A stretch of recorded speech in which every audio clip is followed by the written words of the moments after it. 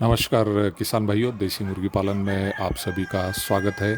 आज हम अंडा उत्पादन के लिए देसी मुर्गी पालन इस विषय पर बातचीत करने वाले हैं।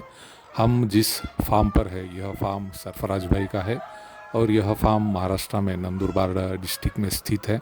सरफराज भाई ने देसी मुर्गी पालन अंडा उत्पादन के लिए किया है और ये बड़े पैमाने पे किया है। देसी मुर्गी पालन हमने देखा है कि काफ़ी सारे लोग जो है देसी मुर्गी पालन चिकन पर्पज़ के लिए करते हैं। बर्ड जब रेडी हो जाते हैं तो उन्हें सेल आउट कर देते हैं।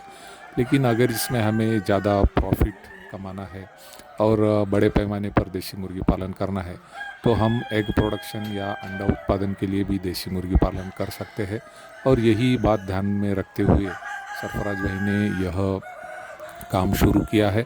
और इसमें अगर हम देखेंगे तो इन्होंने देसी मुर्गियों की जो अलग अलग ब्रीड है, जिसमें कावेरी ब्रीड है, उसके बाद सोनाली ब्रीड है, तो इन ब्रीड को लेकर देसी मुर्गी पालन जो है अंडा उत्पादन के लिए शुरू किया है। और तकरीबन 5 महीने एज की जब यह मुर्गियां हो जाती है तो इनका अंडा उत्पादन शुरू हो जाता है। और इनके फार्म पे अभी हम देखेंगे तो 5 महीने कंप्लीट हो चुके हैं इस बैच को। और यहाँ पर अंडा उत्पादन जो है यह भी काफ़ी अच्छे पैमाने पे शुरू हुआ है। डीप लीटर सिस्टम पे इन्होंने यह जो बैच है रखा हुआ है। लेकिन हम सभी को पता है कि जब भी एग प्रोडक्शन पे मुर्गियाँ आती है तो उनके लिए हमें एग लेइंग के लिए जो है व्यवस्था करनी ज़रूरी रहती है। तो इसके लिए हम अलग अलग बॉक्स है, क्रेट है, तो इस टाइप के अगर अरेंजमेंट करते हैं तो लेयर मुर्गी जो है उसमें जाके अंडा देती है। तो यह भी बात हमें ध्यान में रखनी ज़रूरी है। इसकी भी व्यवस्था इन्होंने अपने फार्म पर कर रखी है।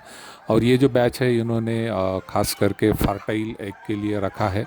लेकिन आप सभी को पता है कि जब भी हम फर्टाइल एग लेते हैं उसी के साथ जो अनफर्टाइल एग रहते हैं वो भी मिलते हैं। फर्टाइल एग जो है यह हैचिंग के लिए यूज़ किए जाते हैं, हैचरी में रखकर इससे हम चूज़े निकालते हैं। और उसी तरह जो अनफर्टाइल एग रहते हैं तो यह कंजम्पशन के लिए, खाने के लिए यूज़ होते हैं। तो इनके फार्म पर अभी दोनों टाइप्स के एग्स अवेलेबल है और इसका मार्केटिंग जो है ये भी इन्होंने शुरू किया है। इसका रेट जो है यह तय करते हैं कि कितनी क्वांटिटी में कस्टमर जो है एग परचेस कर रहा है, उस हिसाब से इसका एग का जो है रेट रहता है। और हमने देखा है कि देसी मुर्गियों के अंडे जो है इनको एक अच्छी डिमांड जो है साल भर मार्केट में रहती है। वह हैचिंग एग हो या अनफर्टाइल टेबल एग हो, कंजम्पशन के लिए जो एग लगते हो, तो दोनों एग्स के लिए मार्केट में काफ़ी अच्छी मांग जो है हमने देखी है। और रेट भी देखा जाए तो साल भर इसका रेट जो है यह कांस्टेंट रहता है। तो जिन लोगों को देसी मुर्गी पालन अंडा उत्पादन के लिए करना है उन्होंने यह देखना ज़रूरी है कि उनके पास एक अच्छा फार्म होना ज़रूरी है। और उसी तरह हम जो कमर्शियल लेवल पे कर रहे हैं तो हमारे पास एक अच्छी तगड़ी इन्वेस्टमेंट भी होनी ज़रूरी है।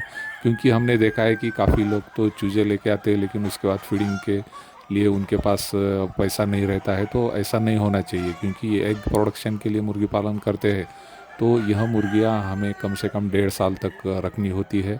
और इनका फीडिंग का कॉस्ट हमें पहले ही पता होना चाहिए।